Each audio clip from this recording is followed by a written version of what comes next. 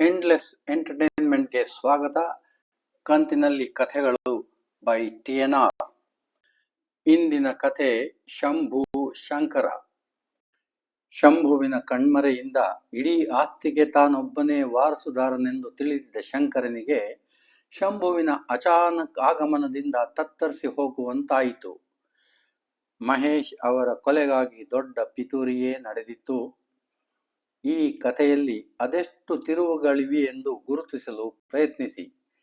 ಕಥೆ ಓದಿ, ಕೇಳಿ, ಆನಂದಿಸಿ. ಧನ್ಯವಾದಗಳು. ಬನ್ನಿ ಇನ್ಸ್ಪೆಕ್ಟರ್ ಅನಿತಾ, ನೀವು ನಮ್ಮ ಕಚೇರಿಗೆ ಜೊತೆಯಲ್ಲಿ ಬಂದಿದ್ದ ಇನ್ನೊಬ್ಬ ಅಧಿಕಾರಿಯೊಂದಿಗೆ ಕುಳಿತುಕೊಳ್ಳುತ್ತಾಳೆ. ಬರಬೇಕಾದ ಅನಿವಾರ್ಯವಿತ್ತು ವಕೀಲರೇ, ಬಂದೆ. ಹೇಳಿ, ನಿಮ್ಮನ್ನು ಒಂದೆರಡು ಪ್ರಶ್ನೆ ಕೇಳುತ್ತೇನೆ. ನೀವು ಮಹೇಶ್ ಅವರ ವಕೀಲರು ಅಲ್ಲದೆ ಅವರ ಆಪ್ತ ಗೆಳೆಯರು. ಹಾಗಾಗಿ ಅವರ ಆಸ್ತಿಯ ಬಗ್ಗೆ ನಿಮಗೆ ತಿಳಿದಿರುತ್ತದೆ. ಹೇಳಿ, ಅವರ ಆಸ್ತಿಯ ಬೆಲೆ ಎಷ್ಟಿರಬಹುದು? ವಕೀಲರು ಮೆಲ್ಲನೆ ತಮ್ಮ ಗಂಟಲು ಸರಿ ಮಾಡಿಕೊಂಡು ಉತ್ತರಿಸುತ್ತಾರೆ. ಅವರ ಆಸ್ತಿಗೆ ಬೆಲೆ ಕಟ್ಟುವುದು ಕಷ್ಟ ಇನ್ಸ್ಪೆಕ್ಟರ್. ಏನಿಲ್ಲವೆಂದರೂ ಯಾರಾದರೂ 250ರಿಂದ 300 ಕೋಟಿಗೆ ಕಣ್ಣು ಮುಚ್ಚಿ ಕೊಂಡುಕೊಳ್ಳುತ್ತಾರೆ. ಅಂತಹ ದೊಡ್ಡ ಸಾಮ್ರಾಜ್ಯದ ಒಡೆಯ ಅವರು. ಅವರ ನಂತರ ಆ ಸಾಮ್ರಾಜ್ಯದ ಒಡೆತನ ಯಾರಿಗೆ ಸೇರುತ್ತದೆ? ಅವರ ಅಂತಿಮ ನೋಂದಾಯಿಸಿದ ಉಯಿಲಿನ ಪ್ರಕಾರ ಅದರ ಸಂಪೂರ್ಣ ಒಡೆತನ ಶಂಕರನಿಗೆ ಸೇರುತ್ತದೆ ಇನ್ಸ್ಪೆಕ್ಟರ್. ಓಹ್ ಶಿಟ್ ಎಂದು ಅಧಿಕಾರಿ ಪ್ರತಿಕ್ರಿಯಿಸುತ್ತಾಳೆ. ಅಂದರೆ ಶಂಭುವಿಗೆ ಅವರ ಆಸ್ತಿಯಲ್ಲಿ ಏನೂ ಸಿಗುವುದಿಲ್ಲವೇ? ಒಂದು ಕಿಲುಬು ಕಾಸು ದೊರೆಯುವುದಿಲ್ಲ ಇನ್ಸ್ಪೆಕ್ಟರ್. ಅವರ ಖಾಸಗಿ ಬ್ಯಾಂಕ್ ಖಾತೆಯಲ್ಲಿರುವ ಮೊತ್ತ, ಅವರಿಗೆ ಕಂಪನಿಯಿಂದ ಬರತಕ್ಕ ಪ್ರಾವಿಡೆಂಟ್ ಫಂಡ್, ಗ್ರ್ಯಾಚ್ಯುಟಿ ಹಣ ಎಲ್ಲದಕ್ಕೂ ಶಂಕರನನ್ನೇ ನಾಮಿನಿ ಮಾಡಿದ್ದಾರೆ. ಇದು ಖಂಡಿತ. ವೆಲ್ ಮಿಸ್ಟರ್ ವಿಶ್ವನಾಥ್, ನಾನಿನ್ನು ಹೋಗುತ್ತೇನೆ. ನನ್ನ ಕೇಸು ಕೆಟ್ಟು ಹೋಯಿತು. ನಿಮ್ಮ ಸಹಕಾರಕ್ಕೆ ಥ್ಯಾಂಕ್ಸ್. ಶಂಭುವಿನ ಪರಿಸ್ಥಿತಿ ಏನಾಗಿದೆ ನೋಡೋಣ ಬನ್ನಿ. ರಾತ್ರಿ 9ರ ವೇಳೆ ಶಂಭು ಮೆಲ್ಲನೆ ವಕೀಲರ ಕೋಣೆಯೊಳಗೆ ಹೆಜ್ಜೆ ಇಡುತ್ತಾನೆ. ಕಕ್ಷಿದಾರರು ಯಾರೂ ಇಲ್ಲದ ಕೋಣೆಯಲ್ಲಿ ವಕೀಲರು ತಮ್ಮ ಕಡತಗಳನ್ನೆಲ್ಲ ಬ್ರೀಫ್ ಕೇಸಿನೊಳಗೆ ತುರುಕುವುದರಲ್ಲಿ ಮಗ್ನರಾಗಿರುತ್ತಾರೆ. ಯಾರೋ ಬಂದ ಅರಿವಾಗಿ ತಲೆ ಎತ್ತಿ ನೋಡುತ್ತಾರೆ. ಓ ಶಂಭು, ಬನ್ನಿ. ಏನು ಈ ವೇಳೆಯಲ್ಲಿ ಬಂದಿರಲ್ಲ? ತಮಗೆ ಏನೂ ತಿಳಿಯದಂತೆ ಶಂಭುವನ್ನೇ ಪ್ರಶ್ನಿಸುತ್ತಾರೆ. ಶಂಭುವಿಗೆ ಆಶ್ಚರ್ಯವಾಗುತ್ತದೆ. ತನ್ನ ಕಿವಿಯನ್ನೇ ನಂಬಲಾರದೆ ವಕೀಲರನ್ನೇ ನೋಡುತ್ತಾನೆ. ವಕೀಲರೇ, ನಾನು ಏಕೆ ಬಂದೆನೆಂದು ನನ್ನನ್ನೇ ಕೇಳುವಿರಲ್ಲ? ನಮ್ಮಣ್ಣ ಸತ್ತು 15 ದಿನಗಳಾದರೂ ನಿಮ್ಮ ಸುದ್ದಿಯೇ ಇಲ್ಲ. ನಮ್ಮ ಒಪ್ಪಂದ ಮರೆತಿರೇನು? ಏಕೆ ಶಂಭು, ನಿಮಗೆ 2 ಲಕ್ಷ ಕೊಟ್ಟು ನಿಮ್ಮ ಪ್ರಾಣ ಉಳಿಸಲಿಲ್ಲವೇನು? ನಿಜ ವಕೀಲರೇ, ಆದರೆ ಬಾಕಿ ವಿಷಯದ ಬಗ್ಗೆ ನೀವು ಸುಮ್ಮನಿದ್ದೀರಲ್ಲ? ಹಿಂದಿನಂತೆಯೇ ವಕೀಲರು ತಮ್ಮ ಬ್ರೀಫ್ ಕೇಸ್ ಹಿಡಿದು ಬಾಗಿಲಿನ ಕಡೆ ನಡೆಯುತ್ತಾರೆ. ವಿಧಿಯಿಲ್ಲದೆ ಶಂಭುವು ಅವರ ಹಿಂದೆ ನಡೆಯುತ್ತಾನೆ. ತಮ್ಮ ಕೋಣೆಗೆ ಬೀಗ ಹಾಕಿ ವಕೀಲರು ತಮ್ಮ ಕಾರಿನ ಕಡೆಗೆ ನಡೆಯುತ್ತಾರೆ. ಮೌನವಾಗಿ ಶಂಭುವು ಅವರನ್ನು ಹಿಂಬಾಲಿಸುತ್ತಾನೆ. ಕಾರಿನ ಬಾಗಿಲು ತೆಗೆಯುತ್ತಾ ಶಂಭು, ನಾಳೆ ಸಂಜೆ 6 ಗಂಟೆಗೆ ಮನೆಗೆ ಬನ್ನಿ, ಅಲ್ಲಿ ಮಾತನಾಡೋಣ. ಈಗ ಗುಡ್ ನೈಟ್ ಎಂದಷ್ಟೇ ಹೇಳಿ ಕಾರಿನೊಳಗೆ ನುಗ್ಗಿ ಕಾರು ಚಲಿಸಿಕೊಂಡು ಹೊರಟೇ ಹೋಗುತ್ತಾರೆ. ಅವರ ಕಾರು ಹೋಗುವುದನ್ನೇ ನೋಡುತ್ತಾ ನಿಂತ ಶಂಭು ಮೆಲ್ಲನೆ ಹೆಜ್ಜೆ ಇಡುತ್ತಾನೆ ಹೋಟೆಲ್ ಕಡೆಗೆ. ವಕೀಲರ ನಡವಳಿಕೆ ಅವನಿಗೆ ಅರ್ಥವಾಗದೆ ಚಿಂತಿಸುತ್ತಾನೆ. ಏನೋ ಮೋಸ ನಡೆದಿರಬಹುದೆಂಬ ಶಂಕೆ ಈಗ ಅವನ ಮನಸ್ಸಿಗೆ ಬರುತ್ತದೆ. ಯಾವುದಕ್ಕೂ ನಾಳೆಯವರೆಗೆ ಕಾಯುವುದೆಂದು ತೀರ್ಮಾನಿಸುತ್ತಾ ಹೆಜ್ಜೆ ಹಾಕುತ್ತಾನೆ. ಹೇಗೋ ಕೋಣೆ ಸೇರಿ ಮಂಚದ ಮೇಲೆ ಉರುಳುತ್ತಾನೆ. ಅಣ್ಣನ ಸಾವಿಗೆ ಮುಂಚಿನ ಹಲವು ದಿನಗಳು ತನ್ನದೇ ಸಾವಿನ ಬಗ್ಗೆ ಹೆದರಿ ನಿದ್ದೆಯಿಲ್ಲದೆ ಕಳೆದು, ಅಣ್ಣನ ಸಾವಿನ ನಂತರವೂ ಹಲವು ದಿನಗಳಿಂದ ಅದರದೇ ನೆನಪಿನಲ್ಲಿ ನಿದ್ದೆ ಬಾರದೆ ಸೊರಗಿದ ಮೈಯನ್ನು ಹಾಸಿಗೆಯ ತುಂಬ ಹೊರಳಾಡಿಸುತ್ತಾನೆ. ಶಂಭುವಿಗೆ ತಾನು ಯಾವುದೋ ಒಂದು ಸುಳಿಯಲ್ಲಿ ಸಿಕ್ಕಿಕೊಂಡಂತೆ ಭಾಸವಾಗುತ್ತದೆ. ಸುಳಿಯಲ್ಲಿ ಸಿಕ್ಕ ಹುಳುವಿನಂತೆ ಅನುಭವವಾಗುತ್ತದೆ. ನಾಳೆ ಏನಾಗುತ್ತದೆ? ಶಂಭುವಿಗೆ ಇನ್ನೊಂದು ಆಘಾತ ಕಾದಿದೆಯಾ? ನಡುಗುವ ಕೈನ ತೋರ್ಬೆರಳು ಮೆಲ್ಲನೆ ಕರೆಗಂಟೆಯ ಗುಂಡಿಯನ್ನು ಒತ್ತುತ್ತದೆ. ಒಳಗಿನ ಕರೆಗಂಟೆಯ ಸದ್ದು ಮೆಲ್ಲನೆ ಕೇಳಿಸುತ್ತದೆ. ಕೆಲವು ಕ್ಷಣಗಳ ನಂತರ ಬಾಗಿಲು ತೆಗೆಯಲ್ಪಟ್ಟು ವಕೀಲ ವಿಶ್ವನಾಥರು ಶಂಭುವನ್ನು ಬರಮಾಡಿಕೊಳ್ಳುತ್ತಾರೆ. ಬನ್ನಿ ಮಿಸ್ಟರ್ ಶಂಭು, ನೇರವಾಗಿ ಡೈನಿಂಗ್ ಹಾಲ್ ಕಡೆ ನಡೆಯಿರಿ. ಅಲ್ಲಿ ನಿಮಗೊಂದು ಆಶ್ಚರ್ಯದ ದೃಶ್ಯ ಕಾದಿದೆ ಎಂದಷ್ಟೇ ನುಡಿದು ಮೆಲ್ಲನೆ ಬಾಗಿಲನ್ನು ಮುಚ್ಚುತ್ತಾರೆ. ಶಂಭು ಡೈನಿಂಗ್ ಹಾಲ್ ಕಡೆ ನಡೆಯುತ್ತಾನೆ. ಏಕೋ ಇಂದು ತನ್ನ ಹೆಜ್ಜೆಗಳಲ್ಲಿ ಸ್ಥಿರತೆ ಇಲ್ಲದಿರುವುದು ಹಾಗೂ ಎದೆ ಬಡಿತ ಜೋರಾಗುತ್ತಿರುವುದು ಅರಿವಾಗುತ್ತದೆ. ತನಗಾಗಿ ಏನು ಕಾದಿದೆಯೋ ಎಂದು ಹೆದರಿಕೆಯಿಂದಲೇ ಒಳನಡೆಯುತ್ತಾನೆ. ಡೈನಿಂಗ್ ಹಾಲ್ ಬಾಗಿಲ ಬಳಿ ಹೋಗುತ್ತಿದ್ದಂತೆಯೇ ಗರಬಡಿದವನಂತೆ ಬಿಟ್ಟ ಕಣ್ಣು ಬಿಟ್ಟಂತೆ ಒಳಗಿನ ದೃಶ್ಯವನ್ನು ನೋಡುತ್ತಾನೆ. ಒಳಗೆ ಕುಳಿತಿದ್ದವರು ಶಂಕರ್, ಇನ್ಸ್ಪೆಕ್ಟರ್ ಅನಿತಾ. ಮುಂದೆ ಹೆಜ್ಜೆ ಇಡಲಾರದೆ ನಿಲ್ಲಲಾರದೆ ಬಾಗಿಲನ್ನು ಹಿಡಿದುಕೊಳ್ಳುತ್ತಾನೆ. ಹಿಂದಿನಿಂದ ಬಂದ ವಕೀಲರು, ಆಶ್ಚರ್ಯವಲ್ಲವೇ ಶಂಭು, ಒಳಗೆ ಬನ್ನಿ, ಎಲ್ಲ ತಿಳಿಯುತ್ತದೆ ಎಂದು ಶಂಭುವನ್ನು ಕೈ ಹಿಡಿದು ಕರೆದುಕೊಂಡು ಹೋಗಿ ಶಂಕರ, ಅನಿತಾರ ಎದುರಿಗಿನ ಕುರ್ಚಿಯಲ್ಲಿ ಕೂರಿಸುತ್ತಾರೆ. ಶಂಭುವಿಗೆ ಇದೆಲ್ಲ ಏನೆಂದು ಅರ್ಥವಾಗದೆ ಬಾಯಿ ಗಂಟಲು ಒಣಗಿದಂತಾಗಿ ಮೇಜಿನ ಮೇಲಿದ್ದ ನೀರಿನ ಜಗ್ ತೆಗೆದುಕೊಂಡು ಗಟಗಟ ಕುಡಿಯುತ್ತಾನೆ.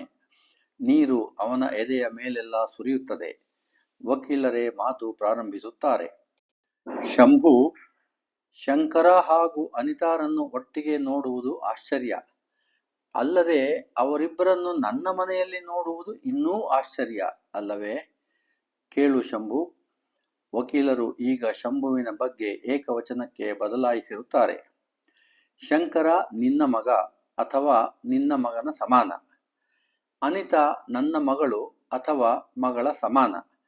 ಶಂಕರ ನಿನ್ನ ಅಣ್ಣನ ಮಗ, ಅನಿತಾ ನನ್ನ ಅಣ್ಣನ ಮಗಳು.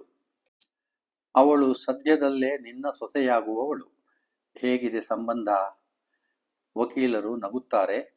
ಈ ವೇಳೆಗೆ ಅನಿತಾ ಎಲ್ಲರ ತಟ್ಟೆಗೆ ತಿಂಡಿಯನ್ನು ಹಾಕುತ್ತಿರುತ್ತಾಳೆ. ಶಂಭು ಮೆಲ್ಲ ಮೆಲ್ಲನೆ ಪರಿಸ್ಥಿತಿ ಅರ್ಥ ಮಾಡಿಕೊಳ್ಳಲು ಪ್ರಯತ್ನಿಸುತ್ತಾನೆ.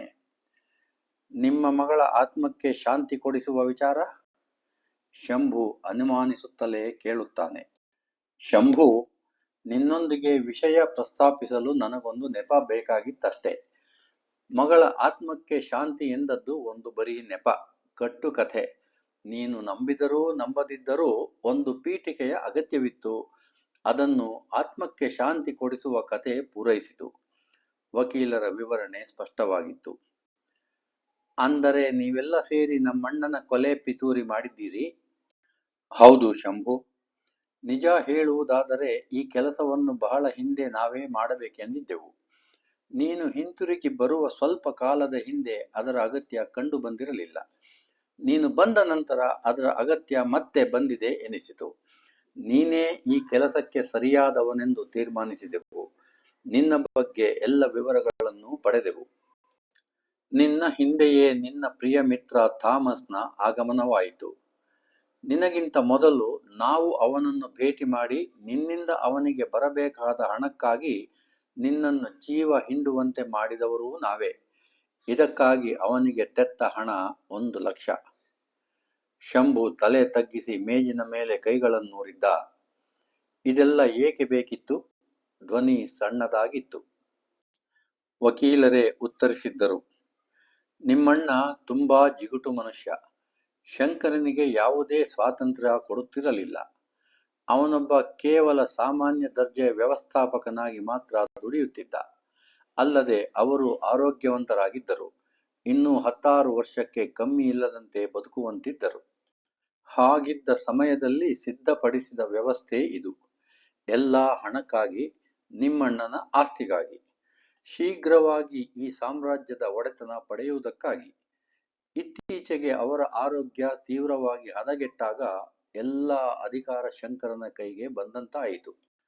ಆಗ ನಮ್ಮ ಹಿಂದಿನ ವ್ಯವಸ್ಥೆಯ, ಅಂದರೆ ಕೊಲೆ ಮಾಡುವ ಅಗತ್ಯ ಕಾಣಲಿಲ್ಲ. ಆದರೆ ಇದ್ದಕ್ಕಿದ್ದಂತೆ ನೀನು ಬಂದೆಯಲ್ಲ, ನಮ್ಮ ಎಲ್ಲಾ ನಿರೀಕ್ಷೆ ತಿರುವುಮುರುವಾಯಿತು. ಪ್ರತಿಸ್ಪರ್ಧಿಯ ಆಗಮನ ಜೀರ್ಣಿಸಿಕೊಳ್ಳಲಾಗದ ಸಂಗತಿಯಾಯಿತು. ನಿಮ್ಮಣ್ಣ ತನ್ನ ವಿಲ್ ಅನ್ನು ಮತ್ತೆ ಬದಲಿಸಿ ನಿನಗೂ ಆಸ್ತಿಯಲ್ಲಿ ಪಾಲು ಕೊಡುವ ಸಾಧ್ಯತೆ ಹೆಚ್ಚಾಗಿತ್ತು. ಏಕೆಂದರೆ ಅವರಿಗಿದ್ದ ನಿನ್ನ ಮೇಲಿನ ಪ್ರೀತಿ ಎದ್ದು ಕಾಣುತ್ತಿತ್ತು. ಈ ಹಿನ್ನೆಲೆಯಲ್ಲಿ ನಮ್ಮ ಹಳೆ ಪ್ಲಾನ್ನ ಅಗತ್ಯ ಮತ್ತೆ ಕಾಣಿಸಿಕೊಂಡಿತು. ಕಥೆಯನ್ನು ಪೂರ್ತ ಕೇಳು ಶಂಭು. ಥಾಮಸ್ ನಿನಗೆ ಜೀವಭಯ ಹುಟ್ಟಿಸಿ ಹಣಕ್ಕಾಗಿ ನೀನು ಯಾವ ಕೆಲಸವನ್ನಾದರೂ ಮಾಡಲು ಒಪ್ಪುವಂತೆ ನಿನ್ನ ಮನಸ್ಸನ್ನು ಸಿದ್ಧಪಡಿಸುವಲ್ಲಿ ನಾವು ಯಶಸ್ವಿಯಾದೆವು. ನಿನ್ನ ಕ್ರಿಮಿನಲ್ ಹಿನ್ನೆಲೆ ಇದಕ್ಕೆ ಸಹಾಯವಾಯಿತು. ನಿನ್ನನ್ನು ಸಿದ್ಧಪಡಿಸಿದ ನಂತರ ಈ ಕೆಲಸಕ್ಕೆ ಪೊಲೀಸರ ಸಹಕಾರ ಅಲ್ಲಗಳೆಯುವಂತಿಲ್ಲ.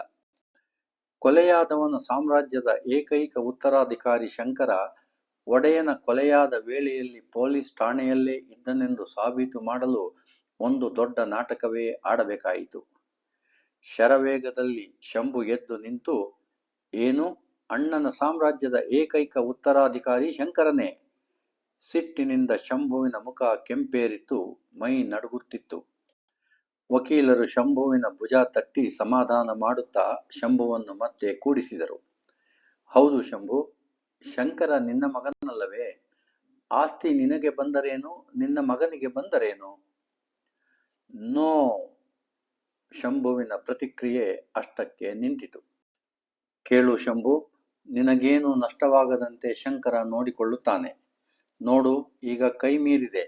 ನಿಮ್ಮಣ್ಣನ ಸಾವು ಸಹಜ ಸಾವೆಂದು ತೀರ್ಮಾನಿಸಿ ಅದರ ವಿಚಾರವನ್ನು ಮುಗಿಸಲಾಗಿದೆ.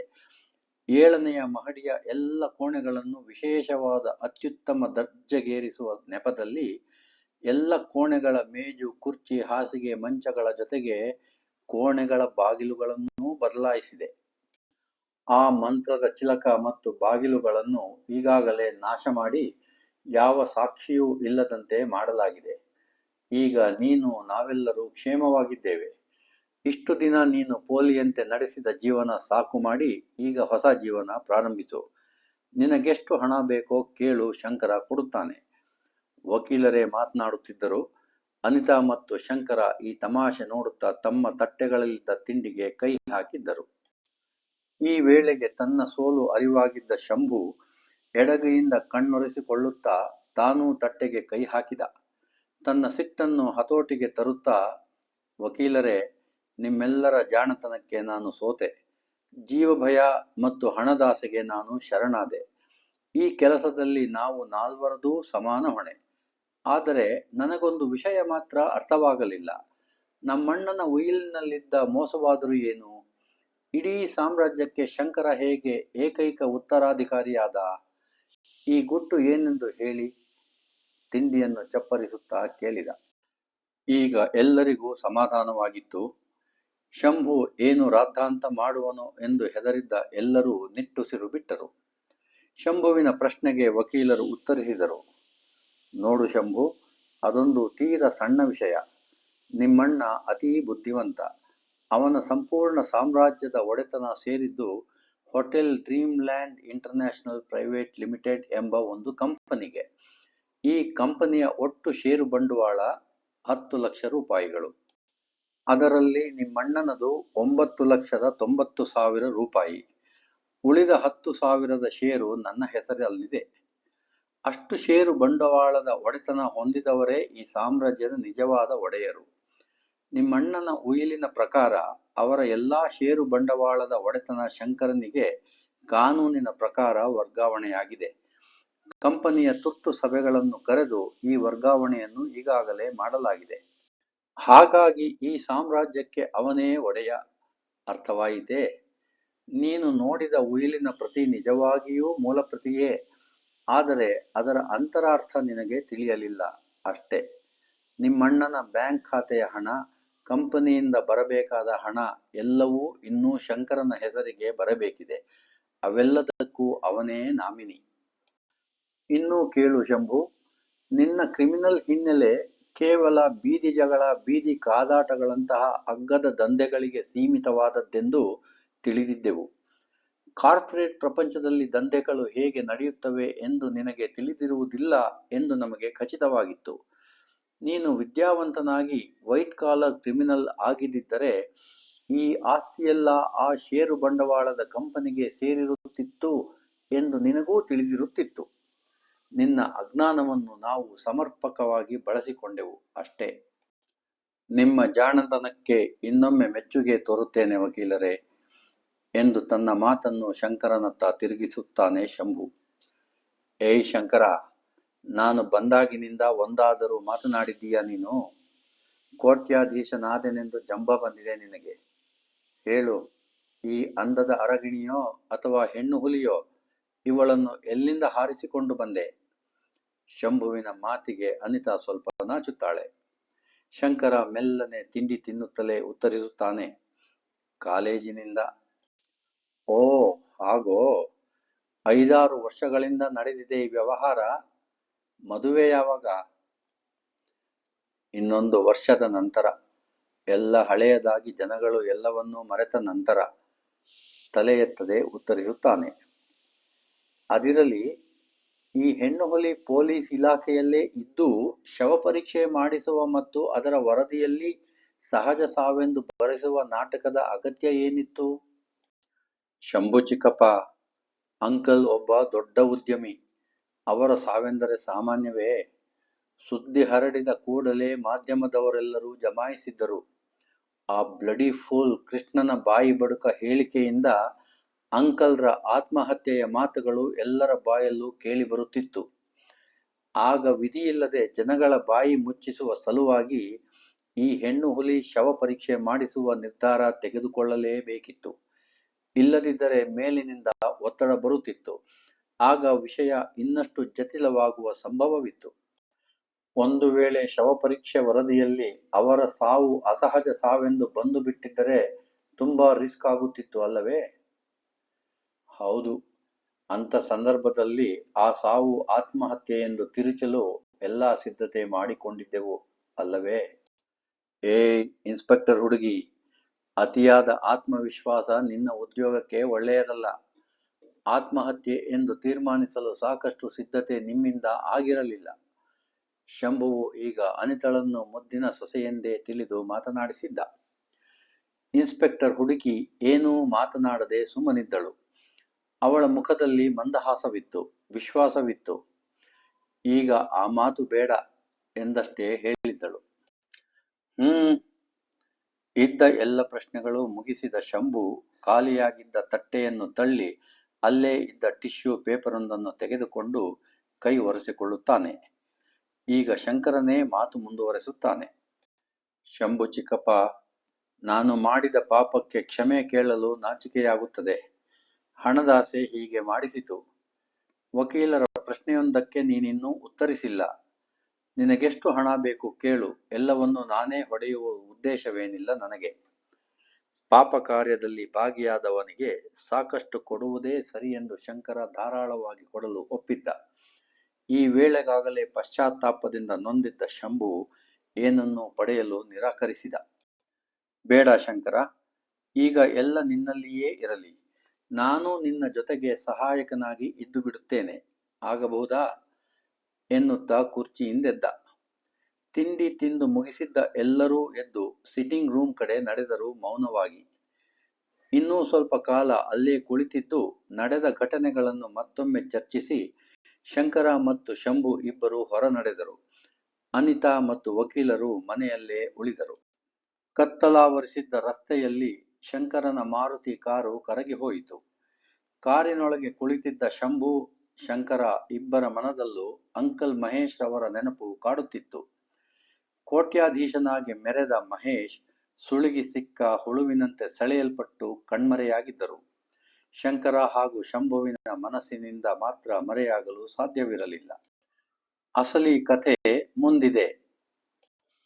ಈ ಕಥಾ ಸರಣಿ ನಿಮಗೆ ಇಷ್ಟವಾದಲ್ಲಿ ದಯಮಾಡಿ ನಿಮ್ಮ ಬಂಧು ಮಿತ್ರರಿಗೆ ಈ ಕಥೆಗಳನ್ನು ರವಾನೆ ಮಾಡಿ ಹಾಗೂ ಈ ಚಾನಲ್ಗೆ ಸಬ್ಸ್ಕ್ರೈಬ್ ಮಾಡಿ ಎಂದು ಮನವಿ.